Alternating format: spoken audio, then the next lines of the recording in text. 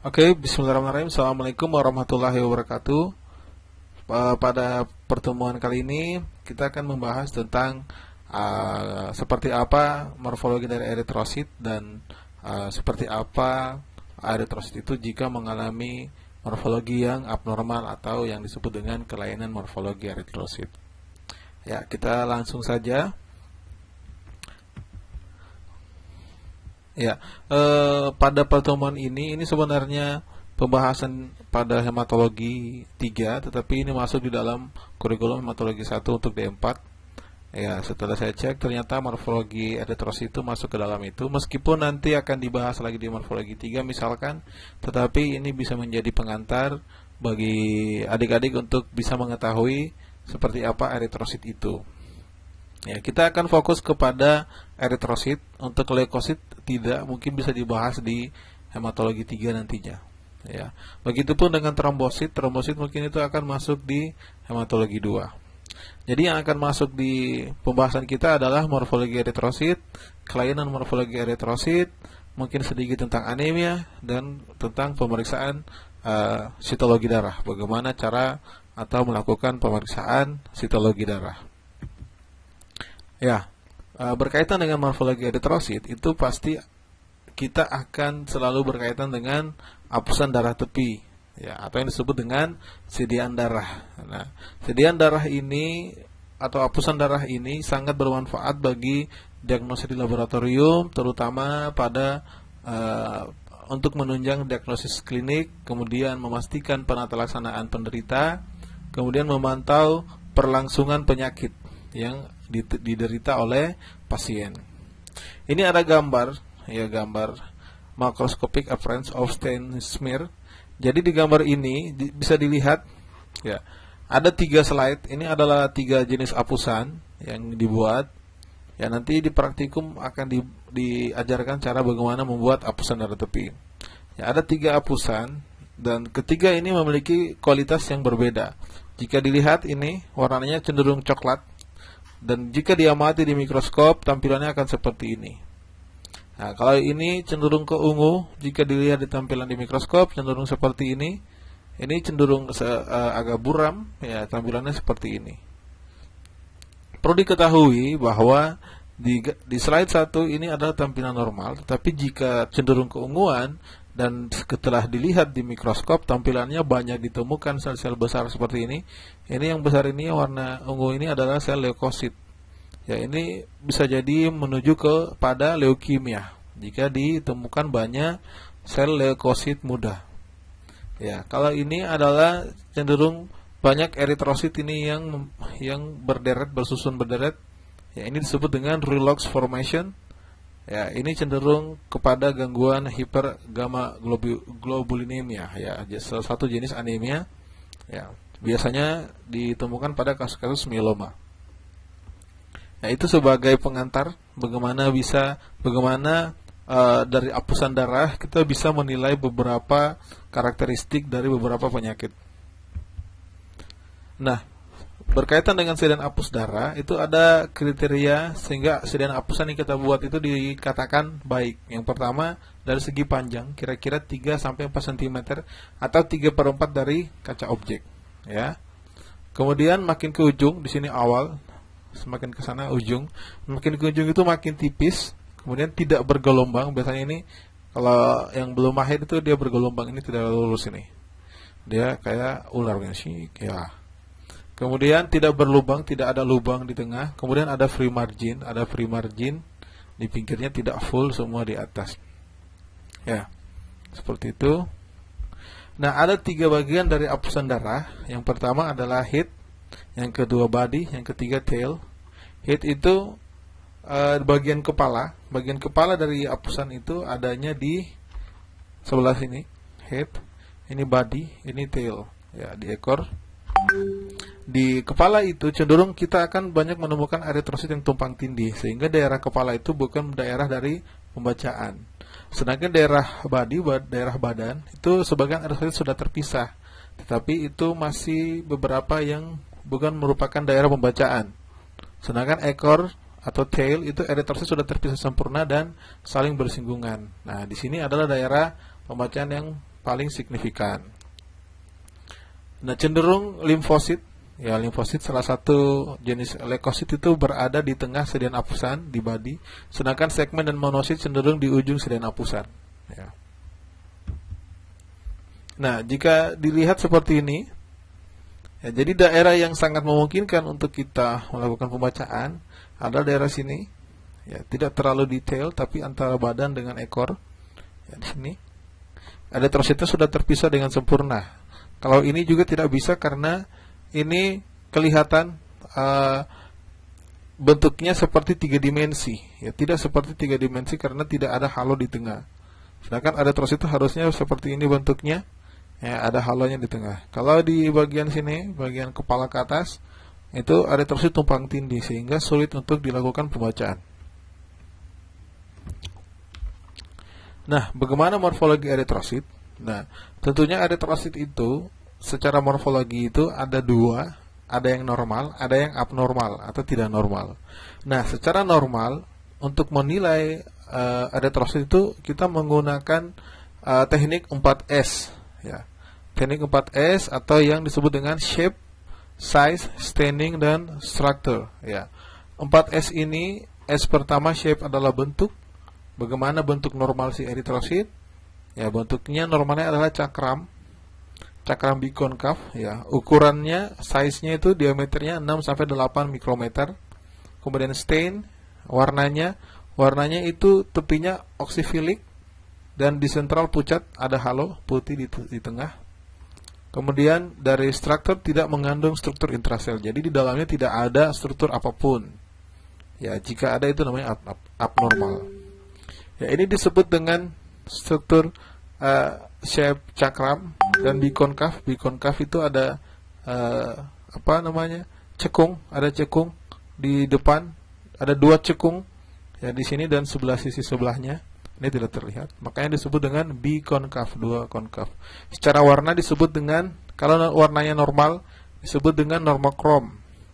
Kalau warnanya pucat, lebih banyak pucat, artinya daerah putihnya luas, itu disebut dengan hipokrom. Ya, dari kata krom, kromasia, krom itu warna, normo itu normal, hipo itu kurang, krom itu warna. Kalau warnanya cenderung oksifilik, daerah putihnya tidak ada, berarti disebut dengan hiperkrom, ya. Kalau dari segi ukuran itu disebut dengan sitik penamaannya. Kalau ukurannya normal disebut dengan normositik, artinya ukurannya 6 sampai 8. Nah, kalau ukurannya normal disebut dengan normositik. Kalau ukurannya besar di atas 8 disebut dengan makrositik. Kalau ukurannya kurang dari 6 disebut dengan mikrositik, ya. Nah, ini adalah gambaran eritrosit abnormal dan maknanya, ya.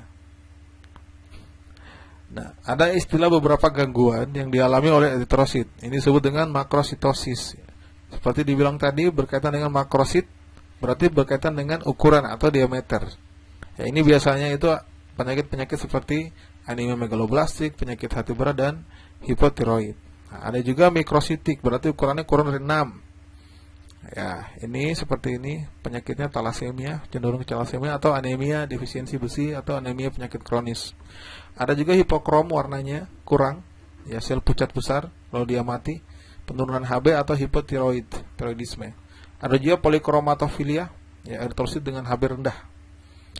Ya, biasanya karena penyakit retikulositosis. Ada juga poikilositosis, dijumpai berbagai bentuk sel. Poikilo berarti banyak bentuk sel. Ada anemia sel, ada leukemia, ada stimulasi sumsum tulang, hemolisis. Sebentar kita akan lihat. Ada juga istilahnya anisositosis, variasi ukuran. Kalau poikilositosis itu variasi bentuk, ya, kalau aniso variasi ukuran. Kalau sferosit itu selnya bulat penuh, tidak bikonkav, ya, dan KHR-nya tinggi. Kalau skistosit bentuknya pecahan sel. Kalau ekinosit itu tonjolan pada permukaan sel rata. Kalau stomatosit bentuknya seperti stomata atau ada sel lonjong bercelah di tengah. Ada juga aliptositosis, selnya lonjong, ya. Ini berbagai kasus yang akan ditemukan dengan berbagai gangguan terhadap eritrosit yang abnormal. Nah, untuk segi ukuran ada yang disebut dengan mikrositik, ya, ada juga makrositik, ada juga anisositosis.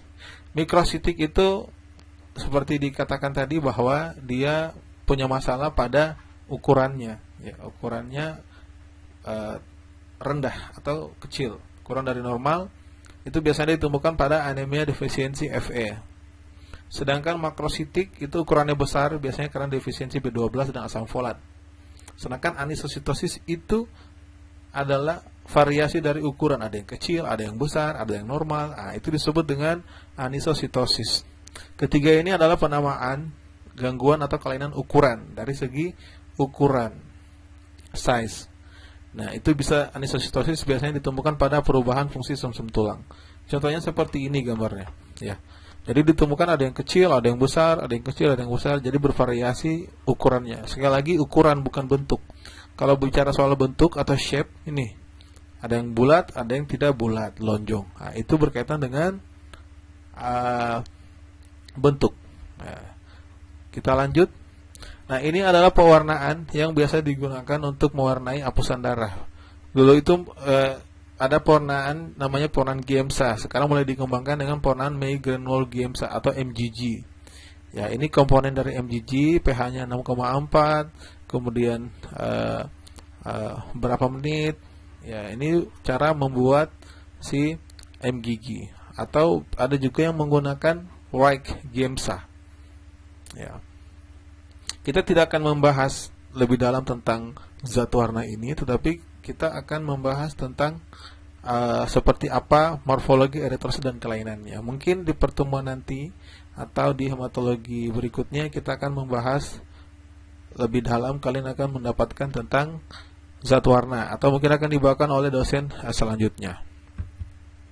Nah, untuk mikrositik diameter kurang dari 7 mikron atau kurang dari 6, biasanya disertai dengan warna pucat atau hipokromia. Ya, hipokromia. Pada pemeriksaan sel darah lengkap didapatkan MCV yang rendah. Jadi mikrositik itu kalau dilihat dari pemeriksaan darah lengkap, itu kita lihat saja MCV-nya. Kalau MCV-nya rendah, berarti kemungkinan selnya kecil. Jadi kalau MCV ditemukan rendah, kita bisa pastikan dengan apusan darah bahwa selnya adalah sel-sel kecil. Ini biasanya ditemukan pada kasus anemia defisiensi besi, keracunan tembaga, anemia sideroblastik, anemia akibat penyakit kronik, hemosiderosis pulmoner idiopatik. Semua berkaitan dengan anemia, hanya satu yang berkaitan dengan keracunan dan masalah idiopatik. Karena memang salah satu penyebab ukuran menjadi tidak normal karena supply dari zat pembentuk, sehingga karena suplainya kurang, ya, suplainya itu berkaitan dengan semua material-material yang berkaitan dengan pembentukan. Contoh misalkan zat besi, contoh misalkan zat-zat oksigen dan zat lain yang membentuk sel nanti itu kurang, sehingga menyebabkan ukurannya menjadi kecil. Ya, itu dialami pada orang-orang yang memiliki kasus anemia. Contohnya seperti ini, dari gambar ini eritrosit dalam gambar kebanyakan adalah mikrositik. Ya, nomor 1 mikrositik. Ya. Nomor 1, nomor 2 itu normositik. Ya, seperti itu. Ini adalah salah satu sel-sel. Ini adalah gambaran dari sel-sel eritrosit. Nah, ada juga makrositik. Makrositik itu diameternya lebih dari 8 atau lebih besar dari itu. Acuannya adalah MGV, ya, volume, main corpuscular volume. Jadi kalau di darah lengkap, MCV itu akan menggambarkan ukuran sebenarnya. Jadi kalau MCV-nya besar, lebih dari normal, pasti ada kemungkinan ukuran eritrositnya akan menjadi besar juga. Ya, makanya harus dipastikan, bisa dipastikan dilihat dengan apusan darah. Dan biasanya juga MCH biasanya tidak berubah. MCH-nya normal tapi MCV-nya tinggi. Ini biasanya ditemukan pada orang-orang yang memiliki penyakit anemia megaloblastik, anemia aplastik, hipotiroidisme, malnutrisi, anemia pernisiosa, leukemia dan kehamilan. Ya. Contohnya seperti ini, ya, makrosit nomor 1. Nomor 2 itu bermasalah dari eritrosit atau dari bentuk. Ya, ini bisa dibandingkan dengan limfosit. Ya, ini limfosit. Kebanyakan eritrosit itu ukurannya sama dengan ukuran limfosit, ya. Limfosit kecil. Oke. Nah, ada juga kelainan ukuran adalah anisositosis. Ya, tadi karena variasi. Ya, anisositosis adalah suatu keadaan di mana ukuran diameter eritosit yang terdapat di suatu sediaan lapisan berbeda atau bervariasi. Coba lihat, ukurannya ada yang kecil dan yang besar. Tapi dari gambar ini, selain ukuran, dia juga mengalami kelainan bentuk, ya, atau poikilo. Ya. Kalau disebut poikilo berarti kelainan bentuk. Ya, bentuknya bermacam-macam juga. Selain ukurannya, bentuknya bermacam-macam. Sehingga karena ada aniso dan ada poikilo, sehingga gambar ini disebut dengan anisopoikilositosis. Ya, seperti itu.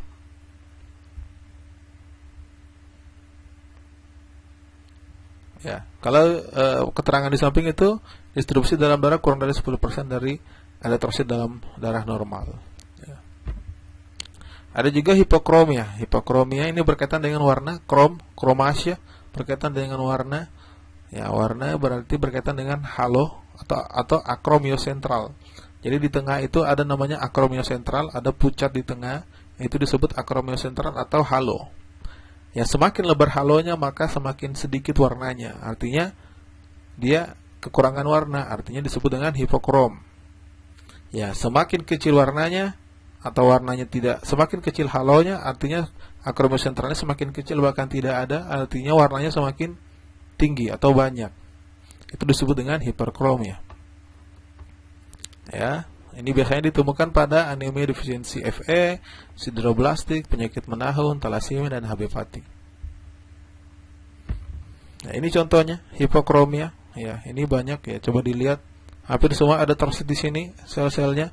Halonya besar, akromosentralnya besar, pucat ya. Ya, bulat-bulat ya. Ini besar, ya besar, putihnya besar.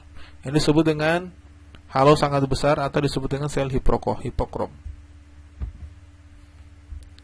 Ya. Ada juga disebut dengan polikromasia. Ya. Polikromasia itu eritrosit mengambil pewarnaan basa dan asam sehingga terlihat agak lembayung. Ini disebabkan adanya asam ribonukleat di dalam sel-sel ini disebut dengan retikulosit. Ya, seperti ini gambaran dari polikromasia. Polikromasia kecenderungan warnanya itu akan sangat kita temukan banyak banyak warna pada sel itu. Akhirnya seperti nomor 1, ya, nomor 1. Nomor 2 ini ada benda inklusi, ada basofilik stippling. Nanti kita akan lihat slide selanjutnya. Ya, ini poikilositosis. Ya, adanya variasi dari adanya suatu variasi dari bentuk eritrosit. Ya. Jadi bentuknya bermacam-macam. Ada yang kecil, ada yang cakram, ada yang tidak cakram, ada yang lonjong. Ya, seperti ini. Ya, jika dilihat ini bentuknya lain, ini bentuknya lain, ini bentuknya lain, ini bentuknya lain, ini bentuknya lain. Ya.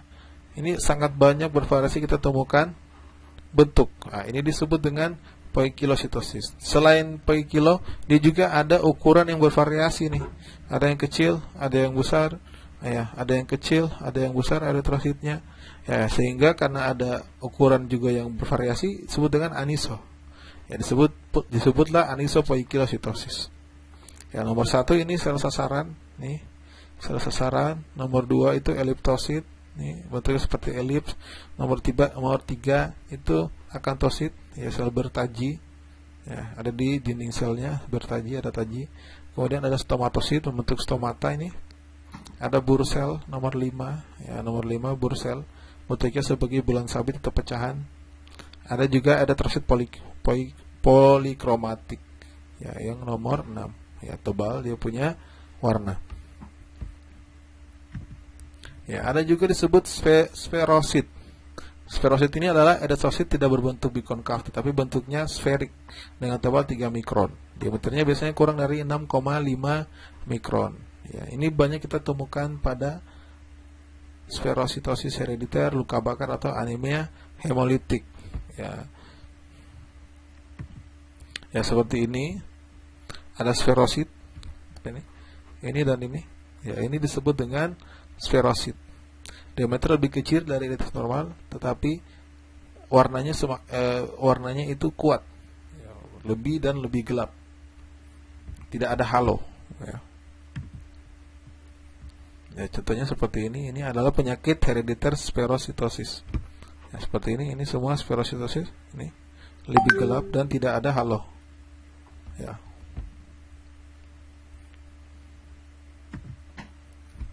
Kemudian gangguan bentuk yang lain adalah eliptosit. Bentuknya seperti elips atau oval atau pensil atau cerutu. Ya, ini karena konsentrasi Hb umumnya tidak menunjukkan hipokromik. Ya. Coba kita lihat bentuknya. Ya, seperti ini sel pensil atau buat sabit. Bentuknya seperti oval atau lonjong. Ada juga sel sasaran atau target sel. Bentuknya seperti target like appearance. Jadi ada sel target. Eritrosit berbentuk tipis atau ketebalan kurang dari normal dan membentuk target di tengah. Rasio permukaan volume sel akan meningkat ditemukan pada thalassemia, penyakit hati kronik, HB pati, dan pasca splenektomi. Ya, seperti ini bentuknya. Ini kalau ditemukan seperti ini disebut dengan sel sasaran atau target sel. Ya, ada juga disebut dengan stomatosit. Ya, central acromial erythrocyte tidak berbentuk lingkaran tapi memanjang seperti celah bibir mulut atau stoma. Ya, penyakitnya disebut dengan stomatositosis. Ya, seperti ini, seperti stomata. Gangguannya adalah herediter, stomatositosis herediter. Ada juga disebut dengan sel sabit. Ya, sel sabit itu dikenal dengan 3 jenis, ada sickle cell, ada depranosit, ada Schreffen cell, ada menikosit. Ya, kadang bentuknya itu L, bentuknya ada juga V, ada juga bentuknya S. Tapi jika bentuknya seperti ini, itu disebut dengan sel sabit. Ya. Biasanya terjadi karena gangguan oksigenasi sel. Ya, seperti ini contohnya sel sabit. Ada juga yang berbentuk L, ada juga bentuk V. Ya. Ya, ada penyakitnya disebut dengan sickle cell disease. Ya, ini karena ada mutasi di beta globin, ya, sehingga proses pembentukannya menjadi tidak normal. Ya. Ini daerah-daerah yang banyak ditemukan sickle cell, yang warna, ya. Ya, ini adalah jalur pembentukan sickle cell, mungkin tidak akan kita bahas secara detail. Ya, ini gambarannya sickle cell, bisa dilihat banyak. Ya, sickle cell memang menjadi salah satu penyakit yang cukup mendunia karena memang dia memiliki kasus-kasus kronik. Biasanya itu karena kasus-kasus anemia hemolitik karena adanya proses herediter atau kelainan pada tubuh yang menyebabkan eritrosit itu pecah atau hemolitik karena ada gangguan itu. Nah, ada lagi disebut dengan sistosit atau fragment sel atau ada namanya keratosit. Ini adalah sel yang bersumber dari pecahan eritrosit dengan berbagai bentuk. Ya, biasanya karena eritrositnya pecah hingga ukurannya menjadi tidak normal. Karena ukurannya bisa jadi lebih kecil dari eritrosit normal. Ada yang berbentuk seperti helm, disebut helmet cell, ada triangular cell, ada Sputnik cell. Biasanya ditemukan pada anemia hemolitik, purpura trombosit, kelainan katup jantung, thalassemia mayor, penyakit keganasan, maligna, dan uremia. Coba kita lihat gambarnya. Ya, seperti ini. Ini salah satu kistosis yang bisa kita temukan. Ini lagi, ini nomor 1 ini adalah pecahan-pecahan dari eritrosit. Ada juga disebut akantosit atau disebut dengan sel bertaji. Akantosit ini dibagi menjadi 2, ada namanya akantosit dan ada namanya ekinosit. Ya, perbedaannya ada di tonjolan. Nah, kalau akantosit itu atau spur sel, ya, akantosit atau spur sel adalah eritrosit yang pada dindingnya terdapat tonjolan-tonjolan sitoplasma yang berduri runcing, disebut tidak merata dengan jumlah 5-10. Jika ada seperti itu disebut dengan spur sel. Nah, contohnya seperti ini. Ini adalah spur sel, berduri tajam dan tidak merata. Kalau ini disebut dengan bur sel atau ekinosit. Ya, tonjolannya rata dan tidak tajam, tumpul, ya. Ini disebut dengan bur sel atau ekinosit. Oke. Nah, ini bur sel tadi, ekinosit. Ya, seperti ini ekinosit. Ya, jadi untuk membedakannya gampang. Akantosit, akanto Akanto, to berarti ada T berarti tajam. Kalau tajam berarti bentuknya tajam. Sedangkan kalau ekin tidak ada T, ekino, ya berarti dia bur, ya bursel, artinya tidak tajam, tumpul. Tumpul, ekinosit, tumpul. Ya, kalau akantosit tajam. Ya, kalau tajam berarti dia ada tambahan S, spur sel. Oke? Karena dia lebih panjang, hurufnya lebih panjang. Saya biasanya menghafalnya lebih seperti itu agar tidak tertukar. Spur sel ada beberapa huruf lebih panjang hurufnya daripada bursel. Karena dia spur sel berarti tonjolannya panjang. Kalau tonjolan panjang berarti akantosit. Kalau bursel hurufnya hanya 4 berarti tidak panjang, berarti tonjolannya tidak panjang, tumpul berarti ekinosit. Ya. Kalian bisa menggunakan metode masing-masing sih untuk bisa mengidentifikasi sel-sel yang mirip. Ada lagi disebut dengan lakrimosit. Lakrimosit itu memperlihatkan tonjolan plasma yang mirip ekor sehingga seperti teardrop cell atau tetes air mata atau buah pir. Contohnya kita lihat seperti ini. Ada beberapa referensi menyebutkan lakrimosit, ada juga teardrop cell atau tetes air mata. Nah, ini nomor 1. Itu disebut dengan lakrimosit. Ya, ada juga disebut krenasi sel. Krenasi sel, dia mirip dengan bursel, tetapi tidak terlalu banyak dan tidak terlalu tajam. Ya, ini disebut dengan sel krenasi atau sel darah merah yang mengerut atau sel krenasi. Nah, di sini kita temukan salah satu, ada teman kita, ya, sel-sel pecahan sel, ya, disebut dengan sel yang mengalami pecahan atau helmet sel, bentuknya seperti helmet. Ya, selanjutnya kelainan yang selanjutnya adalah benda-benda inklusi atau structure. Tadi sudah bahas soal shape, sudah bahas soal size, ya, sudah bahas soal stain warna, ya. Sekarang bahas soal structure atau benda-benda inklusi. Benda inklusi pertama adalah basophilic stippling. Ya, dia adalah eritrosit yang terdapat bintik-bintik granula yang halus atau kasar, warna biru, multiple dan diffus, ditemukan pada keracunan timah, anemia megaloblastik, thalassemia minor, dan hemoglobin disease unstable. Ya. Contohnya kita lihat seperti ini. Ya, di dalam eritrosit itu ada ini titik-titik halus dan kasar. Kalau dilihat kasar, ya, ini disebut dengan basophilic stippling. Ya. Ya, ini kita temukan juga sel-sel lain di gambar. Ada sel ovalosit, ada juga skistosit, ya, skistosit atau helmet cell. Yang kedua, benda inklusi kedua adalah benda Pappenheimer. Pappenheimer itu eritrosit dengan granula kasar dengan diameter kurang lebih 2 mikron yang mengandung Fe, biasanya berwarna biru. Coba kita lihat, ya, seperti ini. Dia hanya ada 1, mungkin ada 2, tapi dia kecil, beradanya di pojok atau di tengah. Ya, ini contohnya. Ya, berbeda dengan si basophilic stippling tadi. Ini disebut dengan benda Pappenheimer atau Pappenheimer's bodies. Ya. Ya, ada juga disebut dengan benda Howell-Jolly. Benda Howell-Jolly merupakan sisa pecahan inti eritrosit dengan diameter pecahan rata-rata 1 mikron, warna ungu kehitaman, biasanya tunggal. Ya, ditemukan pada pasca splenoktomi, anemia hemolitik, anemia megaloblastik, kelainan metabolisme hemoglobin, osteomyelodysplasia, thalassemia, dan sterohore. Contohnya seperti ini, dia ada titik tetapi lebih besar dari si Pappenheimer dan lebih tebal. Ini lagi, dan lebih kuat warnanya. Ya, ada 3 sel eritrosit yang ada Howell-Jolly bodies. Ya, lebih gelap warnanya.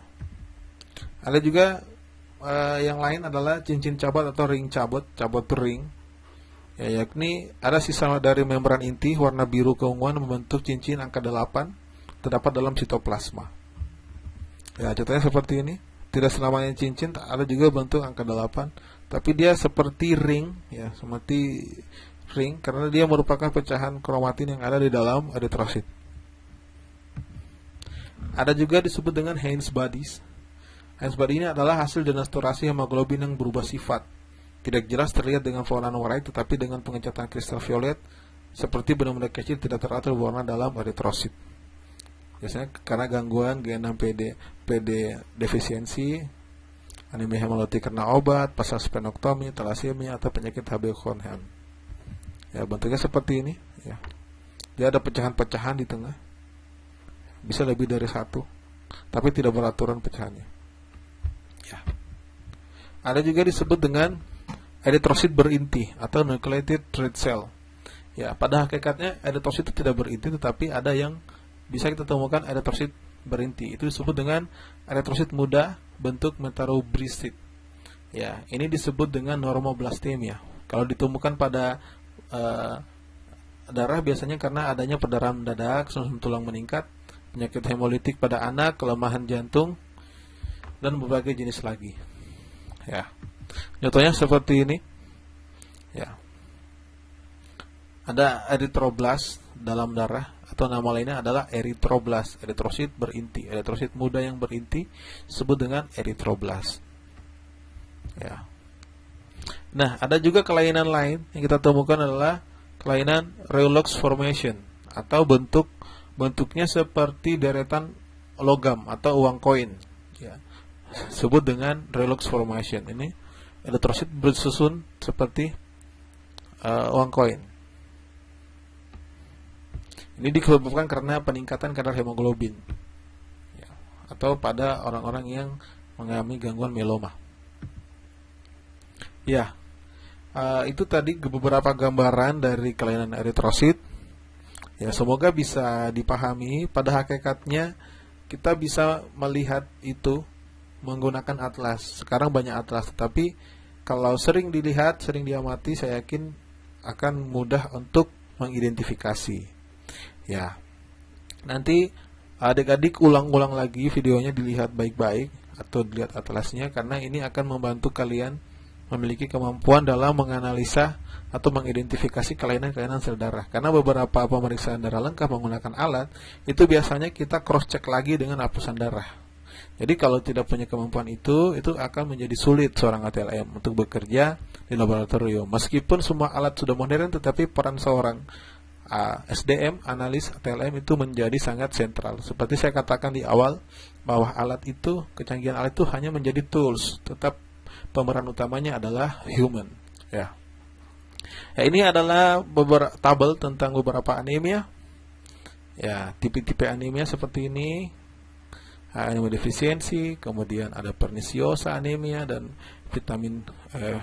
defisiensi vitamin B, aplastik, hemolitik, anemia kronik. Ya, ini karena kekurangan Fe, kekurangan vitamin B, ya, karena adanya decrease production, ya, ada penghancuran dari produksi dari sel RBC, kemudian adanya kehilangan dari ketahanan RBC sehingga pecah eritrositnya, hemolitik.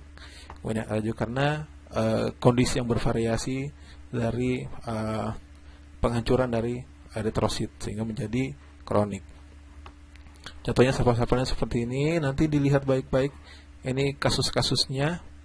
Ya, kalau si anemia kronik itu biasanya ya kidney, ginjal, TBC, dan beberapa jenis yang lain, kanker. Ya, ini bisa dilihat dan diamati baik-baik. Semoga bisa menambah khasanah keilmuan kita bersama. Demikian mungkin pertemuan kita. Saya agak cepat karena agar waktunya bisa lebih efisien. Semoga apa yang kita bahas hari ini bisa mendapat pengetahuan baru. Silakan dikembangkan lagi. Jika ada yang ingin ditanyakan, silakan tulis di kolom komentar. Ya, jangan malu-malu bertanya, silakan kita sama-sama sharing. Jika tidak ada, semoga bisa dipahami. Akhir kata saya ucapkan terima kasih. Wabillahi taufiq wal hidayah. Wassalamualaikum warahmatullahi wabarakatuh.